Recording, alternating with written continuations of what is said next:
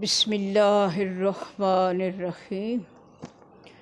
عزادارو، یہی وہ مختومہ فضائے عالیہ تھیں جو اپنے مالکوں کے شوق میں حبش کی شاہی چھوڑ کر آئیں، تو مالکوں نے انہیں پھر مالکائے حبش سے مالکائے جنت بنا دیا، محمونہ سے فضا کر دیا۔ وہاں پر ان کی شاہی فقط اپنے جیسے وزیروں، مشیروں اور دنیا داروں پر چلتی تھی، جبکہ یہاں پر امین وحی جیسے قدسیوں پر چلنے لگی، کیونکہ ملکہ کنین کا فرمان ہے کہ ہم آل محمد کسی کا قرض نہیں رکھتے۔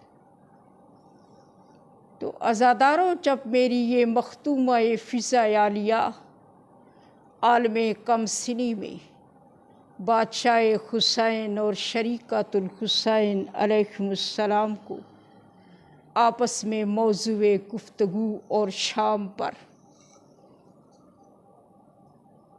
موضوع کربلا اور شام پر گفتگو کرتے اور مناظر کے نقوش کھینچتے دیکھتے، تو مختومہ سمجھ گئے کہ آنے والے وقت میں ان ہستیوں کو میری ضرورت ہے، مجھے ان کی خدمت کرنی چاہیے،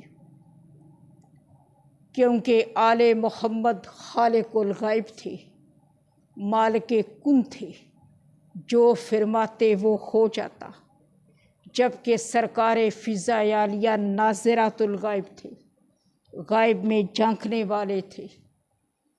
مگر بی بی یہ سوچ کر پریشان ہوئی کہ اگر زندگی ہی نے وفا نہ کی تو پھر کیا ہوگا۔ یہ سوچ کر آپ خدمت رسول خدا صلی اللہ علیہ وآلہ وسلم میں آئے اور سر جھکا کر عرض کیا، اے کائنات کے رسول اعظم، میں جب سے حبش چھوڑ کر اس حویلی بطول العذرا میں آئی ہوں، آپ ہمیشہ مجھے بیٹی فضائے عالیہ کہہ کر ارشاد فرماتے ہیں۔ آواز رسالت آئی، ہاں بیٹی فضا۔ فضا فرماتی ہیں کہ اگر آج میں آپ سے کوئی چیز طلب کروں تو مجھے مل جائے گی؟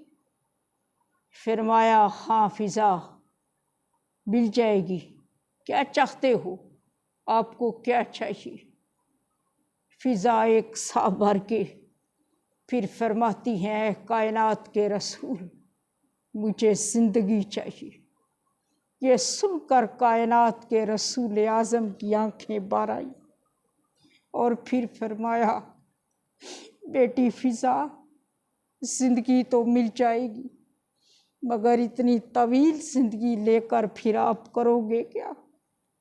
آواز فضا آئی، اے کائنات کے رسول، یہ طویل زندگی لے کر میں آپ کے بچوں کی خدمت کروں گی، لاشیں سنبھالنے میں ان کی مدد کروں گی، میں آپ کی مالکہ حجاب بیٹی کا حجاب بنوں گی، میں ان کے حصے کے پتھر اپنے سر پر لوں گی، میں ان کے حصے کے تازیانے اپنے بدن پر برداشت کروں گی، میں کوفہ و شام کے متعدد بازاروں، گلیوں اور موڑوں پر آپ کی گلے پاکیزہ بچیوں کا حجاب بن بن کر چلوں گی، میں ان کے دشمنوں کی گستاخیاں بڑھ بڑھ کر برداشت کروں، اور یا رسول اللہ، پھر جو ظلم مجھ سے بڑا وہ ان پر ہوگا۔ میری جیسی فاطمہ زہرا کے ساتھ گزرے، ویسی ہی زینب الکبریٰ کے ساتھ گزرے۔ عزادارو، زندگی مل گئی۔ میری ان مختومہ فضائے عالیہ نے اپنے مالکوں کے ساتھ مل کر آنے والے وقت کی تیاریاں شروع کر دی۔ آنے والے وقت کی تیاریاں شروع کر دی۔ میری اس مختومہ نے کوئی اتنی وفا کی ہے سیدوں سے، اتنی وفا کی ہے جتنی نہ کوئی پڑھ سکتا ہے نہ کوئی سن سکتا، بے انتہا وفا کی ہے۔ صبح قیامت تک آنے والی نسل سادات مقروض ہیں اس بی بی فضا عالیہ کی۔ عزادارو، تاریخ مصائب یہ بتاتی ہے کہ میری مختومہ عالمیان بازار شام کے باہر 15 آذانیں کھڑی سنتی رہی، 15 آذانیں دشمنان کی طرف سے ہوتی رہی۔ اس دوران میری مختومہ عالمیان اپنے اسی غربت والے برقعے کے پیچھے کھڑی تھی، کیونکہ تاریخ بتاتی ہے کہ میری مختومہ عالمیان زینب الکبریٰ صلوات اللہ تعالی علیہا کے 2 برقعے تھے، ایک امیری کا برقع، دوسرا غریبی کا برقع۔ امیری کے برقعے کا نام سرکار عباس علیہ السلام تھا، غربت والے برقعے کا نام سرکار فضا عالیہ اسلام اللہ علیہ تھا۔ اس عالم میں آپ اپنے غربت والے پردے کے پیچھے کھڑے تھے۔ مختومہ عالمیان نے اس غربت والے برقعے کے پیچھے کیا دیکھا کہ سرکار فضا عالیہ کے قدم ہائے مبارک کے نیچے سے خون جاری۔ میری مختومہ نے چپکے سے رسی ہلائی، پھر پیشانی کمر فضا کے ساتھ لگا کر فرمایا، اماں پاؤں بدل لے، اماں پاؤں بدل لے۔ بول نہیں سکتی تھی کیونکہ ماحول ایسا نہیں تھا۔ آواز فضا آئی، اے میری معصومہ، ایسے حالات میں اگر میں پاؤں بدلوں، سامنے کسی شرابی کبابی حرام زادے کی نجس نگاہ آپ کے قدم ہائے مبارک پر پڑ جائے، میں محمد کی بیٹی کو کیا منہ دکھاؤں؟ عزادارو، یہ مشہور ہے کہ تمام دوران سفر اسیری میری یہ مختومہ فضا عالیہ، میری مختومہ عالمیان زینب الکبریٰ اور دیگر عصمت مختورات طہارت علیہم السلام کا پردہ بن کر، حجاب بن کر چلتی رہی، آگے آگے چلتی رہی، جبکہ اس سے قبل گھر کے اندر یہ بی بی کبھی بھی ان ہستیوں سے آگے نہیں بلکہ ہمیشہ پیچھے چلتے تھے۔ روایت میں ہے کہ جب کسی ظالم حرام زادے کی کچہری میں کسی ملعون نے یہ بکواس کی تھی، کسی مختومہ عالمیان کا اسم مبارک اٹھانے والی، تو میری فضا عالیہ نے اپنا پردہ قائم رکھا۔ آپ اس وقت بھی میری مختومہ عالمیان کے آگے حجاب بن کر کھڑی تھی۔ ظالم کہتا تھا، یہ بی بی سامنے سے ہٹیں، آگے سے ہٹیں۔ بی بی فرماتی تھی کہ میں نے یہ زندگی محمد مصطفیٰ سے اسی روز کے لیے لی، تان کہ میری مختومہ فضا عالیہ کے چاندی جیسے سفید بال خون سے رنگین ہو گئے۔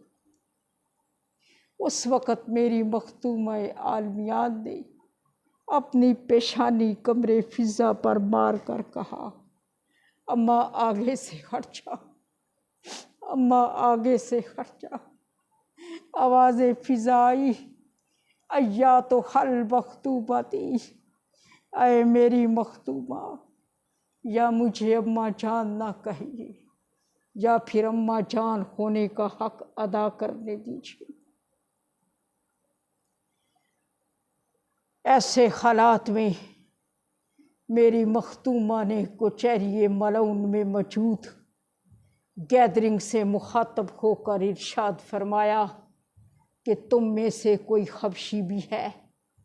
تا آن کے ایک حبشی باہر آیا۔ میری مختومہ فضا نے اس سے پوچھا، اے حبشی، تمہارے ملک کی ایک شہزادی تھی میمونہ، پھر وہ تمہارے ملک کی شاہی چھوڑ کر مدینہ والے سیدوں کی کنیزی میں چلی گئی تھی۔ یہ سن کر حبشی غصے میں آیا اور کہنے لگا، اے بی بی، اگر تو اسیر نہ ہوتی، اگر تو ضعیفہ نہ ہوتی تو میں تازیان نے مار مار کر یہیں تیرے ٹکڑے ٹکڑے کر دیتا۔ تو نے ایسے نجس ماحول میں، ایسے بیہودہ سما کے اندر، ایسے پلید مجمع میں کھڑے ہو کر ارے میری پاکیزہ شہزادی کا نام کیوں لیا؟ عزادارو، جب مختومہ فضا نے اسے بتایا کہ میں ہی تمہاری وہ شہزادی ہوں، حبشی وزیر طیش میں آ کر کہتا ہے، بی بی تو پھر تو نے میری غیرت کو للکارا ہے۔ تو جو حبش کی شاہی چھوڑ کر مدینہ والے سیدوں کی کنیزی میں چلی گئی تھی، پھر کنیزی چھوڑ کر یہاں کیا لینے آئی؟ عزادارو، میری بی بی نے مزید بتایا، اے حبشی، تجھے اس قدر پرجوش ہونے کی ضرورت نہیں، میں کوئی تیری شہزادی میمونہ ہی یہاں نہیں آئی، میرے ساتھ تو عصمت مختورات طہارت بھی قید ہو کر آئے ہیں۔ عزادارو، جب حبشیوں نے یہ سنا، وہاں موجود اسیر کی گئی اپنی مختومہ کو دیکھا، سارے حبشیوں نے اکٹھے ہو کر کہا، ایاتھا المختومتی، اے ہماری ملکہ، اگر آپ حکم دیں، اگر آپ حکم دیں، اگر آپ حکم دیں تو ہم ابھی اس پلید اور اس کی کل پلیدیت کا خاتمہ کرتے۔ عزادارو، جب یہ منظر اس غربت والے برقعے کے پیچھے کھڑے ہو کر میری مختومہ عالمیان زینب الکبریٰ نے دیکھا، تڑپ کر فرمایا، واہ غربتا، واہ مصیبتا، ہائے زہرا، ہائے غریبی، کنیزوں کے وارث آ گئے، ہم دختران رسالت و ولایت کا کوئی وارث نہیں، ہمیں کوئی چھڑانے والا نہیں، ہماری کوئی پشت پناہی کرنے والا نہیں۔